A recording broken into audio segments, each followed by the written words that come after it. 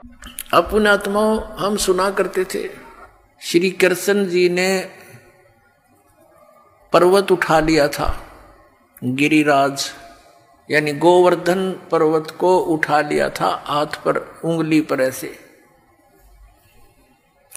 पहले तो ये विचार करो उन्होंने वो पर्वत उठाया किस उद्देश्य से था।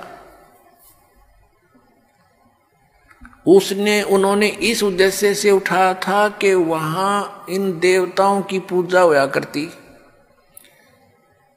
और इंद्र स्वर्ग का राजा है, भगवान की पूजा छोड़कर इंद्र की पूजा चलती थी।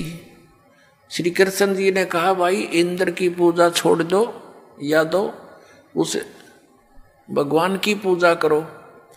इंद्र की कढ़ाई जो होती थी पूजा वह बंद कर दी। देवराज इंद्र एक समझ लो स्वर्ग का राजा, और उसके अंतर्गत ये सब नहर विभाग, सिंचाई विभाग भी आता है, यानी वर्षा करना। तो क्या हुआ, जब इंद्र की पूजा बंद होगी देवताओं की, इंद्र ने सोचा इनको सबक सिखाता हूं। इतने जोर की वर्षा, काले बादल छा गए चारों तरफ, घटा काली घटा छा गई और मूसलधार वर्षा शुरू होगी। व्रज नगरी को डुबोने के लिए अब चारों तरफ हाहाकार मच गया। गौवें भी रंभाने लगी, ग्वाल बाल, क्योंकि गोवर्धन वो पर्वत जो था वहां पर गौवें चरा करती थी, वर्षा होती थी, घास होता था, और उन दूध दाद बेच कर ये काम चलाया करते थे अपना। और वो समाप्त करने चल पड़ा कि इसको इतना वर्षा कर दूं ये गोवर्धन पर्वत भी डूब जाए, आसपास की नगरी भी नष्ट हो जाए। तो भगवान श्री कृष्ण जी ने उंगली पर वो गोवर्धन पर्वत उठा लिया और पूरी ब्रज नगरी के ऊपर से कर दिया। सारा इंद्र बरस लिया, खूब वर्षा कर ली। सारा पानी उस गोवर्धन पर्वत के ऊपर ऐसे शौक हो गया, उसमें ऐसे मिल गया जैसे ब्लोटिंग पेपर स्याही ने चूस लिया करे। आखिर में थक गया इंद्र, आके पैर पकड़ दिए कि मुझे अक्षमा कर दो। कहने लगे चला जा, तेरे को कर दिया अक्षमा, और खबरदार आज के बाद तूने अपनी पूजा के लिए व्रजवासियों को कंपेल किया। तो फिर वो गोवर्धन यथा स्थान पर रख दिया।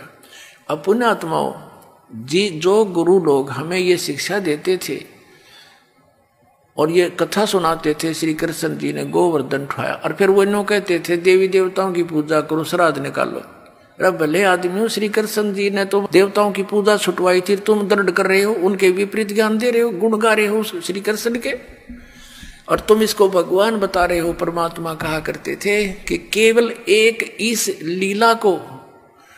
इस लीला से ही तुमने उसको भगवान मान लिया, ये तुम्हारी ना समझी है, बालक बुद्धि है कि ये कंप्लीट गॉड मान लिया तुमने, गोवर्धन ठा लिया था। क्या बताते हैं परमात्मा, कहते हैं गोवर्धन श्री कृष्ण धारो और द्रोणोगिरी हनुमंत, शेष नाग सब सृष्टि उठारा, इनमें कौन भगवंत।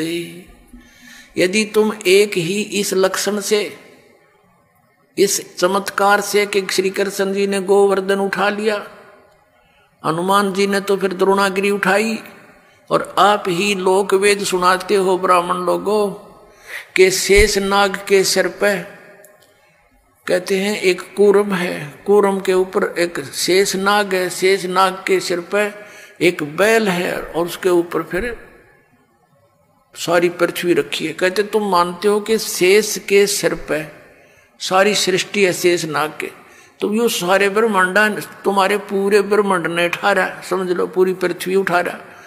तो इनमें भगवान कौन सा है, श्री कृष्ण है या हनुमान जी है या शेष नाग है तुम्हारा भगवान? केवल इसी लक्षण से तुमने भगवान इसको कंप्लीट गॉड मान रखा, पूर्ण परमात्मा। फिर क्या बताया, कहते हैं समुद्र पाट लंका गयो, सीता का भरतारे, अगस्त ऋषि ने ये सातों पी लिए, इनमें कौन करता रे। ये इस चीज से ये परिचित थे नहीं गुरु लोग यहाँ के हमारे। वो ये कहा करते श्री रामचंद्र जी ने समुद्र के ऊपर पुल बना दिया। परमात्मा कहते हैं यदि तुम इसी लक्षण से इसको भगवान मान बैठे तो क्या बताते हैं कि समुद्र पाट लंका गयो, यानी समुद्र को आठ के पत्थर उसको ऊपर रख के और लंका चला गया कौन, सीता का भरतार। और अगस्त ऋषि ने सातों पी लिए, इनमें कौन करतार। एक अगस्त नाम के ऋषि थे, उन्होंने किसी कारणवश किसी अपनी जिद के ऊपर अहंकारवश समझो वो सातों समुद्रों को एक घूंट में पी लिया था, ऐसे चुल्लू उठाकर ऐसे पी लिया था। सब समुद्र खाली हो गया था, अकेली पृथ्वी रह गई थी। अब पुण्यात्मा, अब परमात्मा कहते फिर ऋषियों की प्रार्थना से उन्होंने फिर वापस उसको कुरला कर दिया तो भर गए थे। ये आध्यात्मिक शक्ति है, मार्ग है, इसमें आप विज्ञान को ना अड़ाना। विज्ञान तो बालकों का खेल है। ये जहाज बना लिए, इससे मांडी पाए, ये कंप्यूटर बना लिए हैं, परमाणु बम बना लिए, और 2 साल वर्षा ना करे भगवान, ये धरे धराए रह जाता सारी साइंस किधर ढूंढे नहीं पाओ। जर लगे खड़े खड़े इन जहाजों के ऊपर कुछ बैठनिया नहीं पाओ।